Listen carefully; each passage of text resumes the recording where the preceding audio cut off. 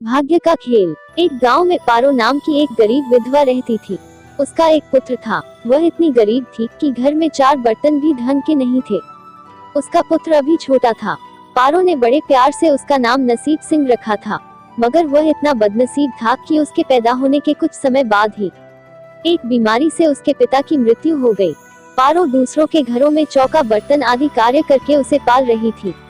उसे पक्का विश्वास था कि नसीब सिंह बड़ा होकर उसके सारे संकट दूर कर देगा और उसका बुढ़ापा चैन से गुजरेगा। इसी आस में रात दिन मेहनत करके वह अपने बेटे को पाल रही थी। नसीब सिंह था तो छोटा, किंतु समझदार बहुत था। संयम और धीरज की उसमें कमी नहीं थी। किसी भी बात को गहराई तक जानने की उसमें प्रबल उत्सुकता रहती थी। एक दिन उसने अपनी माँ से पूछा, माँ, हम इतने गरीब क्यों हैं?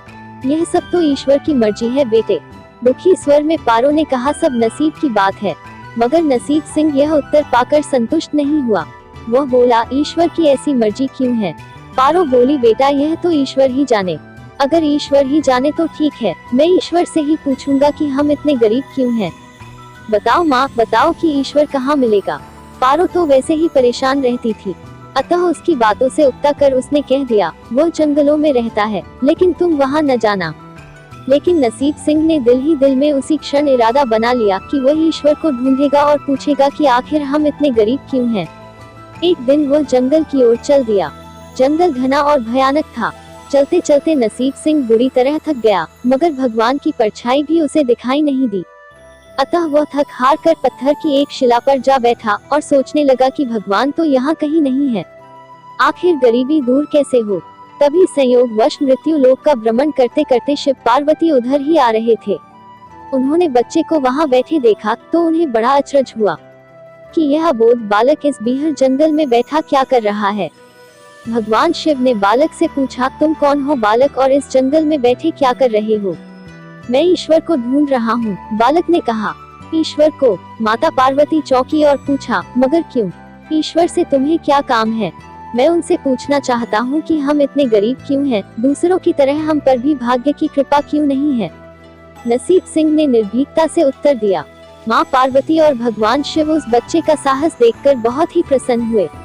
माँ पार्वती तो करुणा की सागर है, उन्हें इस बच्चे पर बड़ी दया आई और भगवान शिव से मुखातिब होकर बोली, प्रभु इस बालक का कुछ कीजिए। हम कुछ नहीं कर सकते पार्वती, क्योंकि इसके भाग्य में यही सब लिखा है। भाग्य देवता के लेख के अनुसार इसे ऐसा ही जीवन भोगना है। नहीं नहीं स्वामी, आपको कुछ करना ही होगा। माँ पार्वती हट करने लगी। जिद न करो पार्वती, यदि हम उसे कुछ दे भी देंगे तो वह इसके पास नहीं रुकेगा।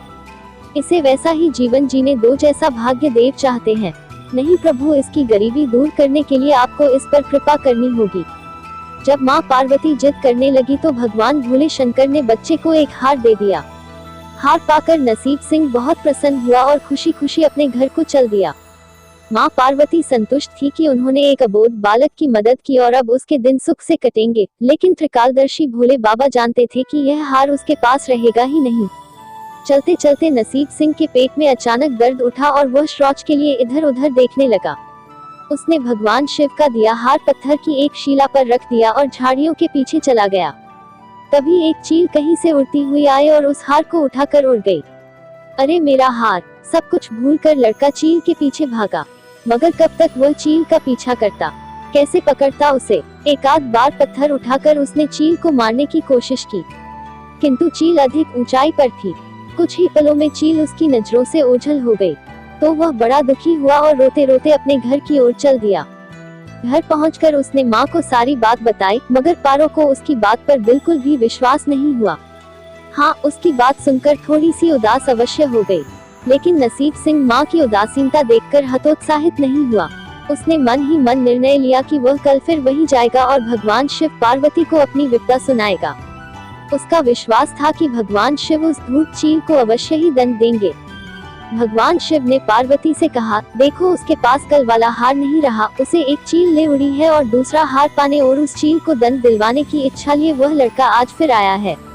पार्वती देवी ने फिर भगवान शिव से प्रार्थना की, आप चाहे चील को दंड दे या ना दे, किंतु इस लड़के की सहायता करके इसकी निर्धनता दूर करें। हम अब कुछ नहीं कर सकते देवी, यदि तुम जिद करती हो तो हम ब्रह्मा से कहते हैं, वही इस बालक की कुछ सहायता करेंगे। कहकर भगवान शिव ने ब्रह्मा जी को बुलाया और सारी बात बताकर आग्रह किया कि आप ही इसकी कुछ मदद करें। तब ब्रह्मा जी ने लड़के को हीरे की एक अंगूठी दे दी। लड़के ने अंगूठी जेब में रखी और खुशी खुशी अपने घर चल दिया। उसने सोच लिया था कि वह अब एक पल के लिए भी अंगूठी को अपने से अलग नहीं करेगा। चलते चलते अचानक उसे प्यास लगी। वह सरोवर के किनारे पहुंचा और जैसे ही वह चुल्लू भर कर पानी पीने के लिए झुका, वैसे ही उसकी जेब से अंगूठी निकलकर पानी में जा गिरी और इससे पहले कि वह उठाता, एक मछली उसे निगल गई। नसीब सिंह फिर रोते रोते घर आया और माँ को सारी बात बताई। बेटा, जब तक भाग्य में नहीं है तब तक कोई भी चीज नहीं रुकेगी। माँ ने उसे दिलासा देते हुए कहा, जब भाग्य देवता खुश होंगे तो मिट्टी भी सोना बन जाएगी, मगर इस प्रकार किसी के देने से हमारी गरीबी दूर नहीं होगी। उसे समझाकर माँ अपने काम में लग गई। मगर नसीब सिंह भी हार मानने वाला नहीं था। उसने मन ही मन सोच लिया था कि वह कल फिर जाएगा। तीसरे दिन वह फिर जा पहुंचा। शिव और पार्वती उसका यह साहस देखकर बहुत खुश हुए। शिवजी ने इस बार ब्रह्मा जी के पास जाकर बात की कि वह लड़का तो बड़ा साहसी है, इसका कुछ उद्धार किया जाना चाहिए। तब ब्रह्मा जी ने सलाह दी कि हमें भगवान श्री हरि के पास जाना चाहिए, वही इसका कोई हल बताएंगे। अतः वह श्री हरि के पास जा पहुँचे। पूरी बात सुनकर भगवान विष्णु ने नसीब सिंह को कुछ हीरे दिए।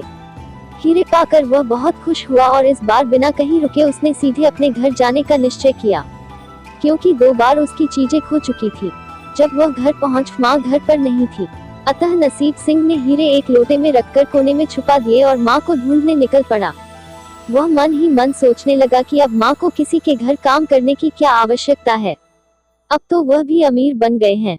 उधर पीछे से चोर उसके घर में घुसे और जो भी सामान हाथ लगा लेकर भाग निकले। उस सामान में लोटा भी था जिसमें हीरे रखे थे। जब वह माँ के साथ वापस आया तो देखा कि हीरे गायब थे। इतना ही नहीं, घर का दूसरा सामान भी गायब था।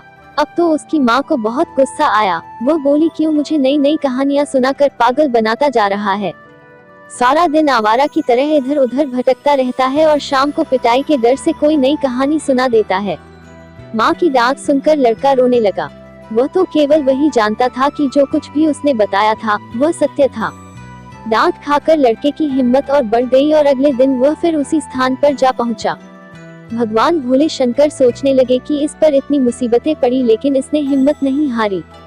इससे वह बहुत प्रसन्न हुए और भाग्य देव के पास जाकर बोले, यह लड़का बहुत ही साहसी, हिम्मती और धीरज वाला है। ऐसा व्यक्ति अभागा नहीं हो सकता, इसे कुछ दे दो। आज्ञा पाकर भाग्य देव ने नसीब सिंह को सोने का एक सिक्का दिया। सिक्का लेकर नसीब सिंह खुशी खुशी अपने घर को चल दिया।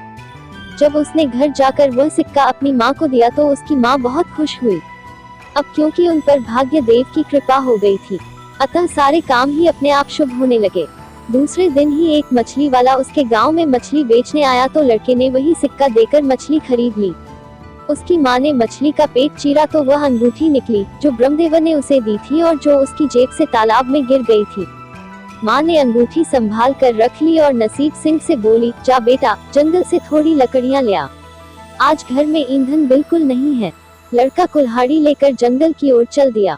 वहां जाकर जिस पेड़ पर लकड़ी काटने के लिए चढ़ा, वहां उसी चील का घोंसला था जो उसका हार उठाकर ले गई थी। लड़के ने देखा कि चील कहीं आसपास नहीं थी। नसीब सिंह ने अपना हार उठा लिया और जो भी थोड़ी बहुत लकड़ियां पेड़ के आसपास पड़ी थी वही उठाकर घर की ओर चल दिया। माँ हार पाकर बहुत खुश हुई। अब तो देखते ही देखते उनके दिन बदल गए। घर में किसी भी चीज का अभाव नहीं रहा। फिर ईश्वर की कुछ ऐसी करनी हुई कि जो चोर उसके घर से हीरे चुरा कर ले गए थे, उन्हें सपने में महादेव ने चेतावनी दी कि जो हीरे उस लड़के के घर से चुरा कर लाए थे वे तुरंत वापस कर दो, वरना तुम्हारा सर्वनाश कर दूंगा। चोर उसी दिन हीरे उसके घर पर दे गए और अपनी गलती के लिए माफी भी मांगी। इस प्रकार उस अभागे का भाग्य चमक उठा। अब उसके घर में किसी चीज की कमी नहीं थी और उसे उनकी गरीबी सदा के लिए समाप्त हो गई। कहानी अगर पसंद आए तो प्लीज एक लाइक जरूर करें। चैनल पर नए हैं तो सब्सक्राइब करें और कमेंट बॉक्स में जय श्री राम जरूर लिखें।